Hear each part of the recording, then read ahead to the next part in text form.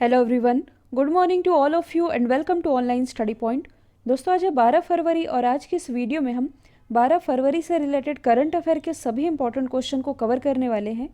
तो यदि आप लोगों को इस वीडियो की पीडीएफ चाहिए तो आप हमारे इस मोबाइल एप्लीकेशन को भी इंस्टॉल कर सकते हैं, जिसमें आप लोगों को डेली क्विज, फ्री पीडीएफ और प्रतिदिन के करंट अफेयर का ऑडियो भी मिल सकेगा। यदि आप एनटीपीसी और ग्रुप डी की तैयारी कर रहे हैं तो आप लोगों के लिए एक स्पेशल चैनल लॉन्च किया गया है जिसका नाम है माई एग्ज़ाम, तो इससे भी आप जुड़ सकते हैं। और यदि आप लोगों को चैनल से रिलेटेड जितने भी इम्पोर्टेंट वीडियो हैं इसकी पीडीएफ चाहिए तो आप हमारे इस टेलीग्राम चैनल से भी जुड़ सकते हैं। वीडियो स्टार्ट करने से पहले मैं आप लोगों को बता दूं कि कल के क्वेश्चन नंबर 3 में मैंने आप लोगों को प्रधानमंत्री फसल बीमा योजना के बारे में बताया था, तो गलती से मैंने इसका आंसर बता दिया था 20,000 करोड़ रुपये, जो कि गलत है। इसका राइट आंसर है 16,000 करोड़ रुपये, जो कि मैंने पीडीएफ में मॉडिफाई कर भी दिया था। ये बाई मिस्टेक गलत हुआ था, तो इसे आप प्लीज़ करेक्ट कर लीजिएगा। तो चलिए स्टार्ट करते हैं। हमारा पहला क्वेश्चन, हाल ही में कर्नाटक का 31वां जिला कौन बना है? तो इसकी घोषणा तो काफ़ी समय पहले ही कर दी गई थी और अभी हाल ही में जो विजयनगर है ये बेल्लारी से अलग होकर के कर्नाटक का 31वां जिला बन गया है। और इसका नाम विजयनगर ही क्यों रखा गया है? तो आप लोगों ने यदि हिस्ट्री पढ़ी होगी तो यहाँ विजयनगर साम्राज्य का मतलब कि विजयनगर साम्राज्य का यहाँ शासन हुआ करता था। जैसे कि आप लोगों ने पढ़ा भी होगा कि 1336 में हरिहर और बुक्का ये दोनों भाई थे जिन्होंने विजयनगर साम्राज्य की स्थापना की थी। किसके शासनकाल में की थी? तो मोहम्मद बिन तुगलक, इनके शासनकाल में विजयनगर साम्राज्य की स्थापना की गई थी। विजयनगर जिसका शाब्दिक अर्थ होता है जीत का शहर, और विजयनगर साम्राज्य की जो राजधानी थी ये थी हम्पी। हम्पी के खंडहर आप लोगों ने पढ़े भी होंगे, जिसे कि 1986 में यूनेस्को के द्वारा वर्ल्ड हेरिटेज साइट में भी शामिल किया जा चुका है। तो यही है कि कर्नाटक का 31वां जिला ये बन गया है विजयनगर। किससे अलग होकर के बना है? तो ये बना है वेल्लारी से अलग होकर के। तो अब यदि हम बात करें कर्नाटक की, तो इसकी राजधानी है बेंगलोर, जिसे भारत का सिलिकॉन सिटी भी कहा जाता है। और अभी हाल ही में जो बेंगलोर है ये दुनिया का सबसे बड़ा टेक हब बनकर भी उभरा है। वृषभावती नदी के किनारे बसा हुआ है और भारत की जो स्पेस एजेंसी है इसरो, इसका भी हेडक्वार्टर स्थित है बेंगलोर में ही। मुख्यमंत्री है BS येदियुरप्पा, राज्यपाल है वजुभाई बाला, मुख्य न्यायाधीश है अभय श्रीनिवास ओका, अंशी कुद्रेमुख, बन्नरघट्टा और नागरहोल, ये सभी नेशनल पार्क स्थित है कर्नाटक में ही। और अभी हाल ही में जो इंडिया इनोवेशन इंडेक्स 2.0 रिलीज़ किया गया, इसमें कर्नाटक रहा है टॉप पर। हाल ही में wild life photographer of the year 2021 का खिताब किसने जीता है? तो wild life photographer of the year 2021 का खिताब जीत लिया है रॉबर्ट इरविन ने, जो कि बिलोंग करते हैं ऑस्ट्रेलिया से। तो ये है रॉबर्ट इरविन। तो इन्होंने बुश फायर नामक एक इमेज है जो कि आप देख सकते हैं, इस इमेज के लिए इन्होंने wild life photographer of the year 2021 का खिताब अपने नाम कर लिया है। अब देखिए यहाँ से दो नाम और इम्पॉर्टेंट बनते हैं। एक तो है सरगई गोर्शकोव, जो कि बिलोंग करते हैं रशिया से। यदि आप लोगों को याद होगा तो नवंबर 2020 में ही ये न्यूज़ आई थी कि जो सरगई गोर्शकोव हैं ये 2020 के मतलब कि wild life photographer of the year 2020 ये बने थे सरगई गोर्शकोव अपनी इस इमेज के लिए, जिसमें कि एक जो बाघिन है ये पेड़ को गले लगाते दिख रही है। और इसी में जो भारत की ऐश्वर्या श्रीधर है, इन्हें युवा फोटोग्राफर ऑफ द ईयर 2020 के अवार्ड से नवाजा गया था जुगनू की चमकती हुई इस फोटो के लिए। अगला क्वेश्चन है, by many a happy accident recollections of A life, यह किताब किसके द्वारा लिखी गई है?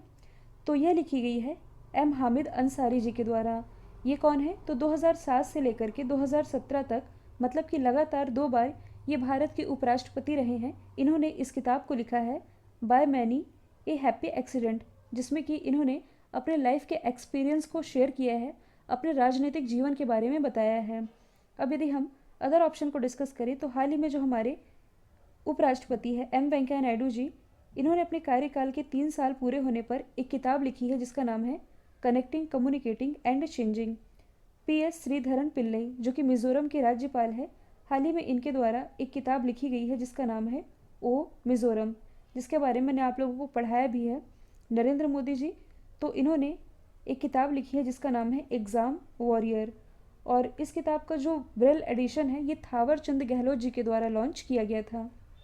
हाल ही में न्यूजीलैंड ने किस देश के साथ सभी संबंधों को रद्द कर दिया है? तो न्यूजीलैंड के द्वारा अभी हाल ही में म्यांमार के साथ सभी संबंधों को रद्द कर दिया गया है। तो इसका रीज़न क्या है, इसके बारे में हम एकदम बेसिक से डिटेल में डिस्कस करने वाले हैं। म्यांमार वाला मुद्दा आप सभी जानते हैं काफ़ी सुर्खियों में रहा है, क्योंकि पूरी दुनिया के जो बड़े बड़े नेता हैं, बड़े बड़े देश हैं, इस पर अपने रिएक्शन भी दे रहे हैं। तो इसके बारे में हम डिस्कस कर लेते हैं। आप इमेज में देख सकते हैं आंग सांग सूकी। ये कौन है, तो ये म्यांमार की स्टेट काउंसलर हैं। यदि आप लोगों को याद होगा तो नवंबर 2020 में यहाँ जो चुनाव हुए थे, इसमें जो आंग सांग सूकी है, इनकी जो पार्टी है नेशनल लीग फॉर डेमोक्रेसी, इन्होंने बहुमत से भी ज़्यादा, मतलब कि एक ऐतिहासिक जीत इन्होंने हासिल की थी। लेकिन कुछ दिन पहले आप लोगों ने ये भी न्यूज़ पढ़ी होगी कि हाल ही में जो आंग सांग सूकी है और यहाँ के जो राष्ट्रपति हैं विन मिंट, इन्हें गिरफ्तार कर लिया गया है। अब क्यों गिरफ्तार किया गया है, इसके बारे में मैंने आप लोगों को ये बताया था कि आंग सांग सूकी और इनकी पार्टी के ऊपर जो सेना है, इन्होंने ये आरोप लगाया है कि चुनाव में इन्होंने धांधली की थी बहुत बड़ी मात्रा में, जिसके कारण इनकी जो पार्टी है इसने इतने सारे वोट हासिल किए हैं। तो जो आंग सांग सूकी है, इन पर चुनावों में धांधली का आरोप लगाते हुए यहाँ की सेना के द्वारा इन्हें गिरफ्तार कर लिया गया है। तो यहाँ एक तरह की इमरजेंसी की स्थिति आ गई है। इमरजेंसी यानी कि आपातकाल। जैसे कि भारत में आपातकाल की क्या स्थिति होती है आप जानते हैं। तो इमरजेंसी में क्या होता है भारत में कि राज्यों के जो अधिकार हैं ये केंद्र के पास आ जाते हैं, लेकिन म्यांमार में थोड़ी स्थिति अलग है। म्यांमार में क्या होता है कि जैसे कि ये तो लगा है एक तरह का आपातकाल, जिसमें कि जो सेना है इसने सरकार के सभी अधिकार अपने हाथ में ले लिए हैं। जैसे कि आप इमेज में देख सकते हैं, ये है म्यांमार के आर्मी कमांडर इन चीफ, जिन्होंने सरकार के सभी अधिकार अपने हाथ में ले लिए हैं। अब आप लोग ये सोच रहे होंगे कि म्यांमार में जब आपातकाल लगाया गया है तो इसकी सारी बागडोर, मतलब कि सारे अधिकार सेना के पास कैसे चले गए हैं। तो देखिए, इसका एक रीज़न है। म्यांमार का जो संविधान है इसमें ये बात साफ साफ लिखी हुई है कि यदि कोई इमरजेंसी की स्थिति उत्पन्न होती है तो सरकार के जो भी अधिकार हैं ये सेना के हाथ में चले जाएंगे, क्योंकि यहाँ का जो कॉन्स्टिट्यूशन है, संविधान, ये सेना के द्वारा ही निर्मित किया गया था। यहाँ से आप एक और चीज़ याद रखेंगे, इस संविधान में ये भी चीज़ लिखी हुई है कि यहाँ का जो इलेक्शन कमीशन है, मतलब कि म्यांमार का जो इलेक्शन कमीशन है, यदि यह सिद्ध नहीं कर पाता है कि इतनी ज़्यादा मेजॉरिटी किसी एक पार्टी को कैसे मिल सकती है। जैसे कि फॉर एग्ज़ाम्पल हम आंग सांग सूकी ही पार्टी का एग्जाम्पल लें, जिन्होंने बहुमत हासिल की है। 476 में से इन्होंने 396 सीट हासिल की है, मतलब कि बहुमत से भी ज़्यादा सीट इन्हें मिल गई है। तो ये बात सेना को हजम नहीं हो रही है। अच्छा, आप लोग ये सोच रहे होंगे अब कि सेना का आंग सांग सूकी से क्या विरोध है। तो मैं आप लोगों को बता दूं कि जो चुनाव हुए थे दो पार्टी के बीच हुए थे। एक तो है आंग सांग सूकी की पार्टी जिसका नाम है नेशनल लीग फॉर डेमोक्रेसी, और किस पार्टी के साथ हुए थे, तो ये हुए थे यूएसडीपी के साथ। इन दोनों के बीच ये जो चुनाव हुए थे, जिसमें कि जो यूएसडीपी है जो कि हार गई थी, इसे सेना की पार्टी माना जाता है, मतलब कि इस पार्टी को सेना का समर्थन प्राप्त है। अब ये पार्टी हार गई तो इससे सेना बौखला गई है और इसने चुनावों में धांधली का आरोप लगा दिया है आंग सांग सूकी के ऊपर। तो देखिए, आंग सांग सूकी के गिरफ्तार होने के बाद इसके विरोध में, मतलब कि इनकी गिरफ्तारी के विरोध में म्यांमार में भारी मात्रा में प्रदर्शन भी हो रहा है और पूरी दुनिया से इस पर बड़े बड़े राजनेता अपनी प्रतिक्रियाएं दे रहे हैं। यदि आप इस पोस्टर को ध्यान से देखेंगे तो इसमें लिखा हुआ है वी स्टैंड विथ आंग सांग सूकी, मतलब कि इनके समर्थन में भारी मात्रा में ये जुलूस निकाला जा रहा है। म्यांमार में भारी मात्रा में लोग सड़कों पर निकल रहे हैं कि इन्हें आज़ाद किया जाए, और देखा जाए तो दुनिया के जो बड़े बड़े राजनेता हैं इस पर अपने रिएक्शन भी दे रहे हैं। तो इसके खिलाफ न्यूजीलैंड भी हो गया है, मतलब कि न्यूजीलैंड में आप सभी जानते हैं हाल ही में जो जेसिका अर्डन है ये बनी है प्राइम मिनिस्टर। इन्होंने साफ साफ कह दिया है कि ऐसी स्थिति में हम आंग सांग सूकी के साथ हैं, इन्हें जल्द से जल्द रिहा किया जाए। तो यहाँ लगा हुआ है सेना का शासन। इस स्थिति में जो न्यूजीलैंड है इसने म्यांमार के साथ अपने सभी हाई लेवल जो कॉन्ट्रैक्ट थे, जितने भी कॉन्ट्रैक्ट थे, इन्हें रद्द कर दिया गया है। और यहाँ के जो मिलिट्री हैं, मतलब कि म्यांमार की जो सेना अधिकारी हैं, इन्हें भी न्यूजीलैंड आने पर प्रतिबंध लगा दिया गया है। तो यही है पूरा मैटर। अब यदि हम बात करें म्यांमार की, तो इसकी कैपिटल है नायपीडो, करेंसी है क्याद। और इस क्वेश्चन को हम ऑलरेडी डिटेल में डिस्कस कर चुके हैं। तो चलते हैं नेक्स्ट क्वेश्चन की तरफ। हाल ही में जारी किए गए ICC men's test player ranking में कौन टॉप पर रहा है। तो हाल ही में ये जो नई रैंकिंग जारी की गई है मेंस टेस्ट प्लेयर रैंकिंग, इसमें टॉप पर रहे हैं न्यूजीलैंड के केन विलियमसन, दूसरे स्थान पर रहे हैं ऑस्ट्रेलिया के स्टीव स्मिथ, तीसरे स्थान पर रहे हैं इंग्लैंड के जो रूट। अब यदि हम बात करें आईसीसी की यानी कि इंटरनेशनल क्रिकेट काउंसिल की, इसकी स्थापना हुई थी 1909 में। हेडक्वार्टर स्थित है दुबई यूएई में। इसके अध्यक्ष कुछ समय पहले ही बनाए गए हैं। इनका नाम है ग्रेग बार्कले, जो कि बिलोंग करते हैं न्यूजीलैंड से।